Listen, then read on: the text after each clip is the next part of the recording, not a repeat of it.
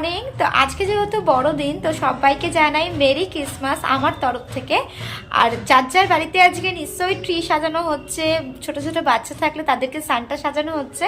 তো আজকে তো আমার রিউকে আমি সানটা সাজাবই। তো তোমাদের বাড়িতে যার যার বাচ্চা আছে, তোমরা কেমন কাকে সুন্দর করে সানটা সাজিয়েছো প্লিজ কিন্তু আমাকে কমেন্টস করে জানিও।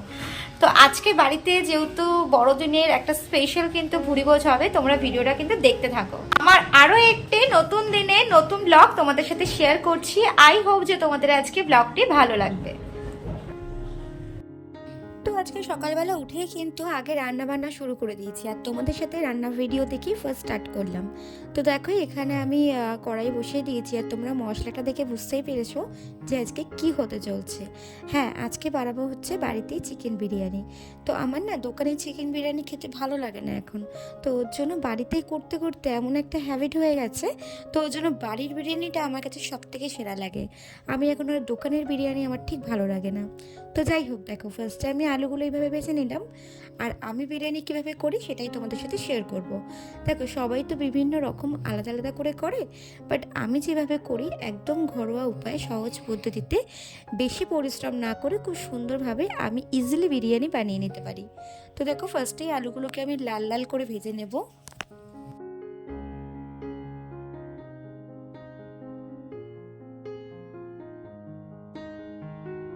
তো ওইদিকে আলু ভাজা কমপ্লিট হয়ে গেছে, তারপরে এবার মাংসটা আমি করে নেব। তো ফার্স্টে আমি যেরকমভাবে মাংস রান্না করি ঠিক সেরকমই রান্না করব। ফোড়নে দিয়েছি তেজপাতা, দারচিনি, লবঙ্গ, এলাচ, আর তার সাথে একটু মশলাটা দিয়ে কষিয়ে নেব। আর একটা জিনিস আছে, আমি কিন্তু চিকেনে হলুদ দেব না, কারণ আমি বিরিয়ানিতে হলুদ দিই না, কারণ বিরিয়ানির মশলার মধ্যেই যে কালারটা থাকে সেটাই কিন্তু হলুদে হয়ে যায়। তো ওর জন্য আলাদা করে আমি আর মাংসতে হলুদ দিই না। মাংসটা আমি গোলমরিচের গুঁড়ো দিয়ে, আদা বাটা, রসুন বাটাটাই দিই, আর কিন্তু কিছু দিই না। আর পেঁয়াজ দিই না, টমেটো দিই না, কিছু দিই। এইভাবেই কিন্তু আমি রান্নাটা করি। তো আমি দেখো বিরিয়ানি বানানোর জন্য আমি বেশি বড় চিকেন আমি দিইনি, আমি একটা মিডিয়াম সাইজের মতো চিকেনগুলো কেটে আমি সুন্দর করে কিন্তু চিকেনটা রেডি করে নেব।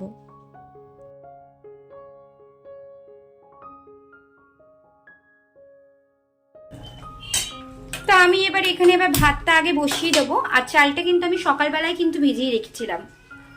1 ঘন্টা আগে মিনিমাম কিন্তু চাল ভিজিয়ে রাখতে হয়। তো এদিকে দেখো আমার চালটা কিন্তু অলরেডি কিন্তু ভিজে ফুলেও গেছে। এবার ভাতের মধ্যে দিয়ে দিলাম নুন, দিয়ে দিলাম একটু চিনি, দিয়ে দিলাম লবঙ্গ আর দারচিনি। যেহেতু আমি মাংসতে দিয়েছিলাম তাই একটু অল্প করেই দিলাম। একটু দিয়ে দেবো রিফাইন্ড অয়েল, যাতে ভাতগুলো না গায়ে গায়ে না লাগে।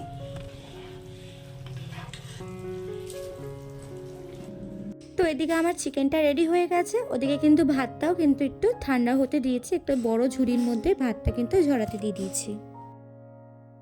মনে হচ্ছে বিরিয়ানি বানানোর জন্য মেন যে জিনিসগুলো লাগে সেগুলোই দিয়ে নেব। তো ফার্স্টে দেখো এখানে আমি একটু লিকুইড দুধ নিয়ে নিয়েছি, তার সাথে কিন্তু গোলাপ জল আর কেওড়া জল এখানে অ্যাড করেছি। ব্যাস এতটুকু জিনিসই আমি অ্যাড করেছি আজকে। আর তার সাথে মিঠা আতর। আর আজকে আমার কাছে যেহেতু কেসারটা ছিল না, ওর জন্য আমি আজকে দিতে পারিনি। তো দেখো ভালো করে হাঁড়ির মধ্যে আমি আগে একটু ঘি মাখিয়ে নিয়েছি, তারপর ফার্স্টে অল্প অল্প রাইস দিয়ে, তার মধ্যে চিকেন দিয়ে, আলু দিয়ে সুন্দর সুন্দর করে কিন্তু তারপর একটা সুন্দর করে কিন্তু দিয়ে দেব। তো তারপরে এর ওপরে দেখো আমি একটু নুন, চিনি, আর তার সাথে বিরিয়ানি মশলা কিন্তু অ্যাড করব। আবার তার উপরে সুন্দর করে ভাত দিয়ে, আবার তার মধ্যে চিকেন দিয়ে কিন্তু হাঁড়িটা আমি রেডি করে নেব।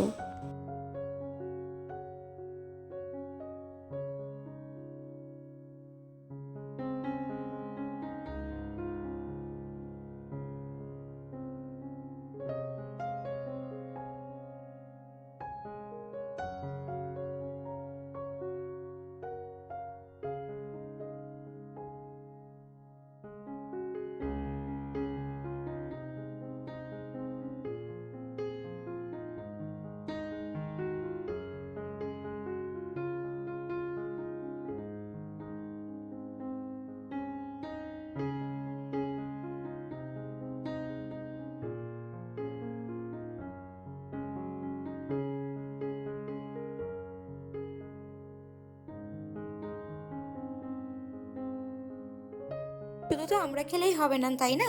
আমার জন্য কিন্তু আরেকটা ছেলেও আছে। তো অনেকদিন ধরেই ভাবছিলাম যে ওর জন্য কিছু বানাবো। তো আজকে সময় পেলাম, তাই ওর জন্য একটু কিছু বানিয়ে নিলাম। তো দেখো, ফার্স্টে আমি স্নান টান করে এসে ওর জন্য পায়েস বানিয়ে নেব। আর ওকেও কিন্তু এখানে রেডি ফেডি করে আমি কিন্তু ওর ভোগও নিবেদন করে দিয়েছি।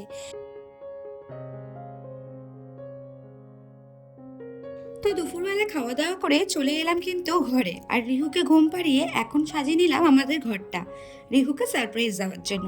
ও তো এখন সারপ্রাইজের কিছুই বোঝে না, কিন্তু আগের বছর থেকে একটু হলেও বোঝে। আগের বছর তো একদমই লেদা বাচ্চা ছিল, তো এখন একটু লাইট বেলুন এগুলো দেখলে না একটু আনন্দ পায়। ওর জন্যই আর কি রেডি করে সাজাচ্ছি। তো দেখো, আমি ফার্স্টে এই স্টারগুলো আগে একটু ফুলিয়ে নেবো, আর তোমরা কিন্তু পুরো ভিডিওটা দেখতে থাকো।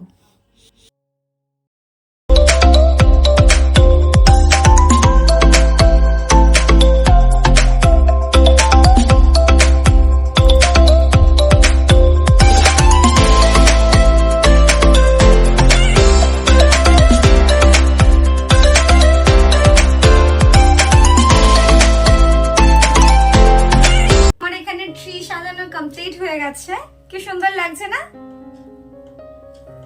আগের বছর রিহু এত ছোট ছিল না, তো ওর জন্য কিছুই বুঝতো না। এখন সাজাচ্ছি তো মানে ও ঘাটার জন্য উচফিচ করছে। ওর জন্য মাকে বললাম তুমি এসে নিয়ে যাও, ওকে রেডি আগে এটা সাজিয়ে নি, তারপর ওকে রেডি করব। তো কেমন হয়েছে একটু প্লিজ বলো বন্ধুরা সবাই। সবটাই পুরোপুরি কমপ্লিট হয়ে গেছে বলো।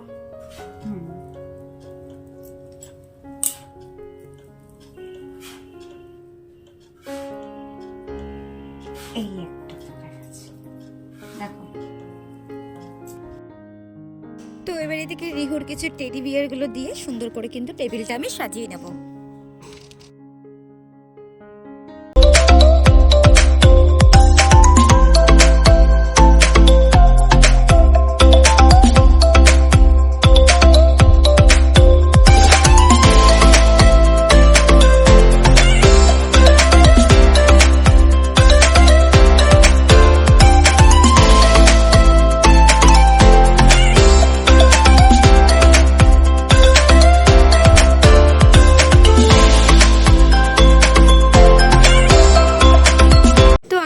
এখানে সাজানো পুরো কমপ্লিট হয়ে গেছে। কেমন লাগছে তোমরা অবশ্যই কিন্তু কমেন্টস করে জানিও।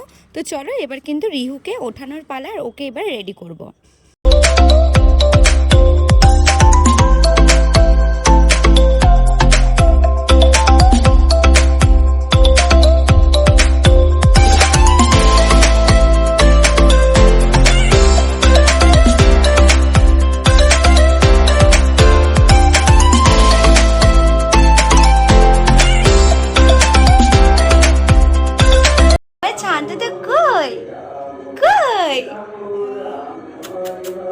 হাম্পি দিতে হয়, হাম্পি যে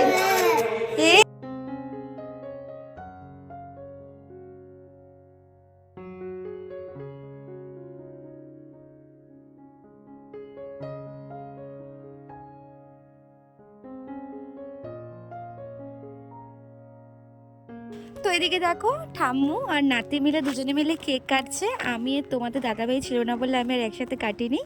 তো তোমাদের দাদাভাই আসুক, তারপরে আমরা একটু বেরাবো। তো দেখো এদিকে কেক কাটা হয়ে গেছে, আর এই কেকটা তোমরা নিশ্চয়ই দেখেছো, আমি আগের দিনকে বানিয়েছিলাম। প্রত্যেক বছরই আমি এই দিনে কিন্তু কেক বানিয়ে থাকি, আর আমার ভালোও লাগে বেশ নিজে হাতে কেক বানিয়ে সবাই মিলে একসাথে সেলিব্রেট করবো। এটাই মজাই একটা আনন্দ, তাই না?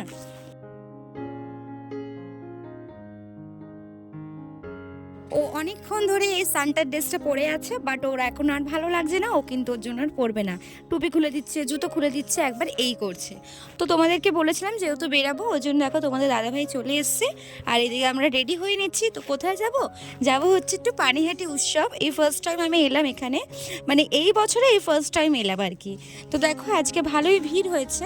তো তোমাদের এক দাদাভাইয়ের বন্ধু, অফিস কালিগ, আর তার সাথে আমি গেছিলাম, ব্যাস।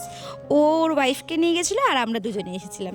তো বেশ ভালো লাগছে। রিহুকেই ঠান্ডার মধ্যে নিয়ে আসিনি, কারণ যেহেতু ডক্টর বারণ করছে মেলায়, ঠান্ডায়, শপিং মলে কোথাও নিয়ে যেতে বারণ করছে, তো ওর জন্য ওকে নিয়ে আর বেরাইনি। তো দেখো মেলা থেকে সুন্দর সুন্দর জিনিস উঠেছে, চলো তোমাদেরকে পুরো মেলাটাই কিন্তু ঘুরে দেখাবো।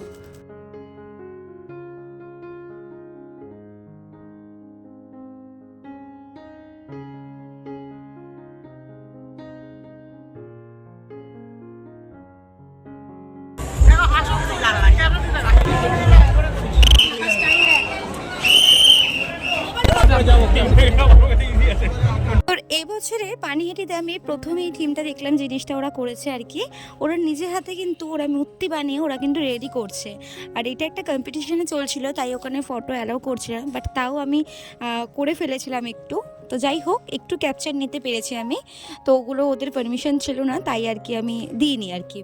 তো দেখো এদিকে কি সুন্দর গোপাল ভাঁড় আর গোপাল ভাঁড়ের বউ, কি সুন্দর একটা লক্ষ্মী ভাণ্ডার টাইপের। আর এদিকে কিছু বাচ্চাদের খেলনা, কিছু বেলুন ঠেলুন, আর এইগুলো একটা ফটো ফ্রেম আমি নিয়েছিলাম। তো খুবই সুন্দর সুন্দর জিনিস উঠেছে। আর বেশ এগুলো দেয়াল মানে চাবি রাখার যে র্যাকগুলো, এগুলো খুব সুন্দর লাগছিল দেখতে। আর দেখো মূর্তিগুলো কি সুন্দর। এগুলো এক একটা 1200, তারপরে 1500, 2000 এরকম করে কিন্তু দামগুলো চাইছে। আর কিছু উইন্টার কালেকশানও উঠেছে, যেগুলো এগুলো 150 টাকা করে বিক্রি হচ্ছিল। তোমরা কিন্তু চাইলেই আসতে পারো। আর সব থেকে বেস্ট লেগেছে আমার হচ্ছে এই রাধাকৃষ্ণের মূর্তিটা, যেটার দাম চেয়েছিল 6000 টাকা। আর ওই দুর্গা মূর্তিটা দেখলে, ওই দুর্গা মূর্তিটাও কিন্তু 7395 টাকা দাম। উলে বাবলে, উলে বাবলে, উলে বাবলে, উলে বাবলে। তো রিহুকে যেহেতু নিয়ে যায়নি, ওর জন্য তার জন্য একটা বেলুন কিনে নিয়ে এসেছি। আর আসার পরেই দেখো কতটা খুশি হয়েছে। সত্যি এই খুশিটাই মানে সব ক্লান্তি দুঃখ সব মানে দূর করে দেয়। তো যাই হোক বন্ধুরা, আজকের মতো ভিডিওটি এখানেই শেষ করলাম। আর কেমন লাগলো অবশ্যই কিন্তু আজকের ভিডিওটি লাইক অ্যান্ড কমেন্টস করে জানিও। ভালো লাগলে ছোট্ট করে একটা শেয়ার করে দিও। আর হ্যাঁ, তোমরা যারা যারা এই পানিহাটি মেলাতে আসোনি, আমি বলবো একবার এসে ঘুরে যাও, খুব সুন্দর সুন্দর আর্টিস্টরা আসছে। তো আজকের মতো টাটা।